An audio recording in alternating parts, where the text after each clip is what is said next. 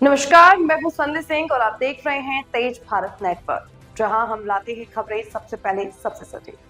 चलिए बढ़ते हैं आज की कुछ खास खबरों। रोहिणी सभा में नाजिया इलाही का संबोधन, सनातन आस्था पर दिया स्पष्ट संदेश।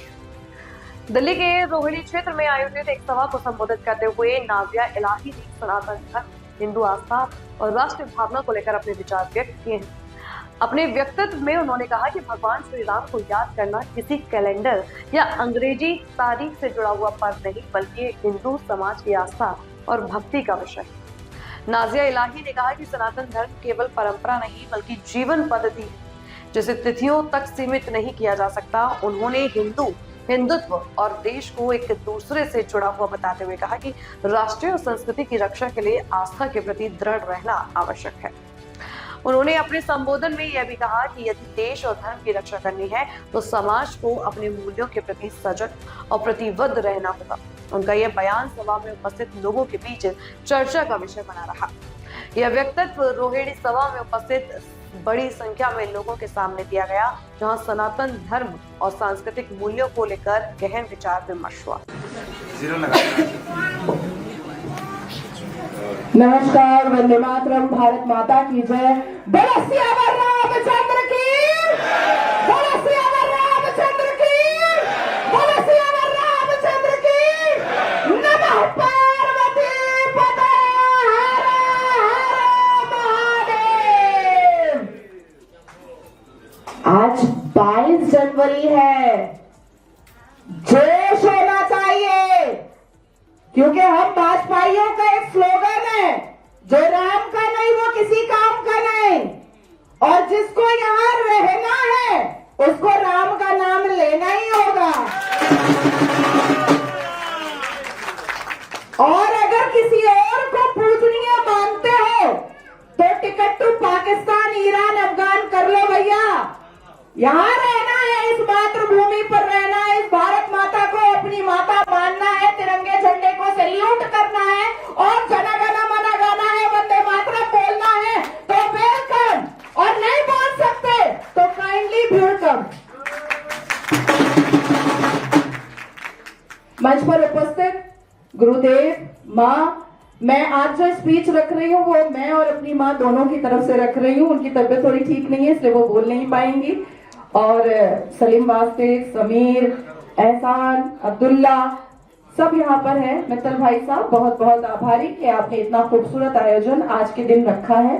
भगवान राम की प्राण प्रतिष्ठा हुई थी आज, भव्य मंदिर, राम मंदिर बना था, जिसके लिए ना जाने कितने संतों ने गोलियां खाई थी, और एक जिद थी हिंदुओं की।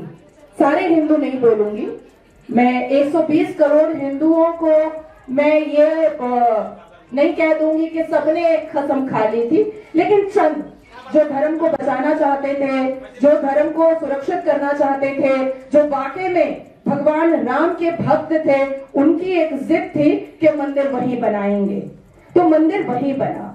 मैं सभी की आभारी हूं कि आप सब आज के इस आयोजन में आए और भगवान राम के लिए आपने अपना वक्त निकाला और अपने दिन को भगवान राम के लिए समर्पित किया। जिस माठ पर, जिस धरती पर और जिस जमीन पर अभी ये आयोजन हो रहा है, मैं उस धरती को भी नमन करती हूँ कि उस धरती पर आज भगवान राम यहाँ पर भी यहाँ पर प्रस्तुत है।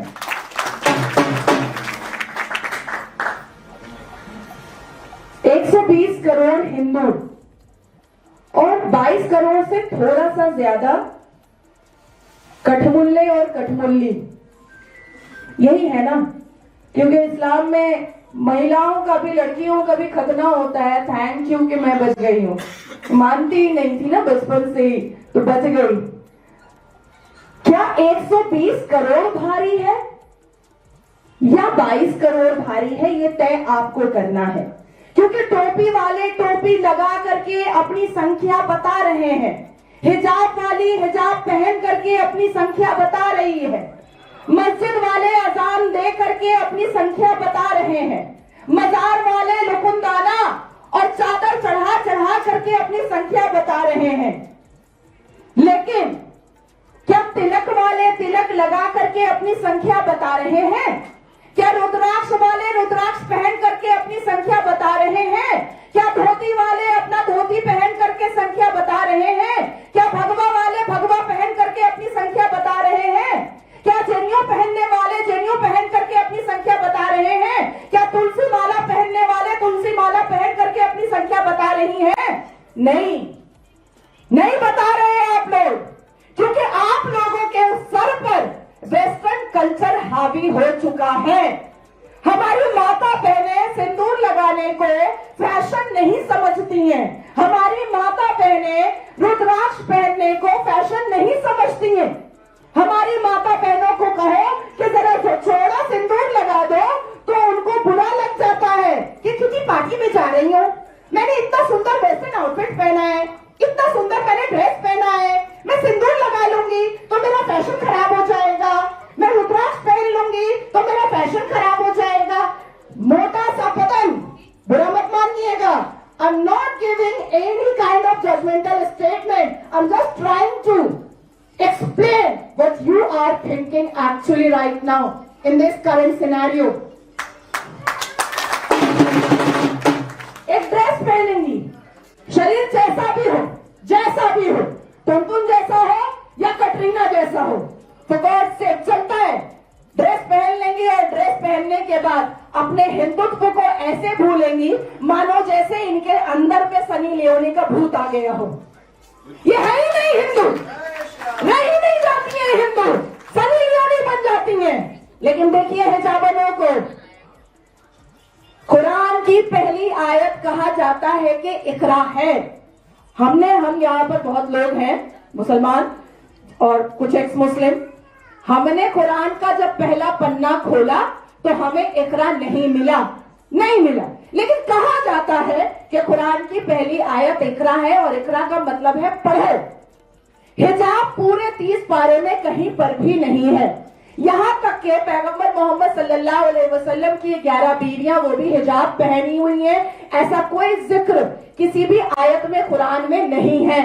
हिजाब is not an essential part of Islam, लेकिन फिर भी इकरा को अपनी जुत्ती के नीचे रख करके मुसलमान बेटियां चली जाती हैं देश के सर्वोच्च न्यायपालिका कि नहीं मुझे हिजाब ही पहनना है, मुझे हिजाब ही पहनना है। अलकायदा के चीफ की रखेल भी बन जाती है मुसलमान बेटियां कि मुझे हिजाब पहनना है। और एक आप है कि कोई बंदिश नहीं है, कोई डिक्टेटरशिप नहीं है, कोई आपके ऊपर रेस्ट्रिक्शन नहीं है, लेकिन आपको बनना है सनी लियोनी, क्योंकि आपको सीता बनना ही नहीं है। यह थी आज की मुख्य खबर तेज भारत नेटवर्क के साथ। अगर आपको वीडियो पसंद आई हो तो इसे लाइक करें, कमेंट करें, शेयर करें। धन्यवाद।